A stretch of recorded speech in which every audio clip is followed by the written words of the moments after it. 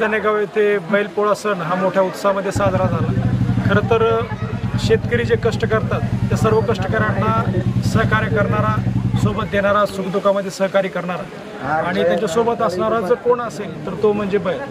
आणि ह्या बैलांचा आजचा हा उत्सव जो आहे त्याचा उत्सव साजरा करण्याकरता यावर्षी सर्व शेतकरी बांधवांनी चांगला सहभाग नोंदवला आणि पाऊस पण चांगला आहे। त्या पावसाचा आणि ह्या आनंदाचा सगळ्यांचा एकत्रितपणा आज दिसून आला आणि ह्या पावसामुळं धनधान्य चांगलं पिको आणि याचा परिणाम हा शेतकऱ्यांच्या भरभराटीमध्ये आणि शेतकऱ्याच्या उन्नतीमध्ये हो हीच आम्ही आज रोकडेश्वरचरणी प्रार्थना करतो आणि सर्व शेतकरी बांधवांना बैलपोळा सणाच्या या ठिकाणी आम्ही शुभेच्छा देतो। हा पारंपरिक सण आहे, वडिलोपार्जित चाललेला आहे पिढ्यानपिढ्या।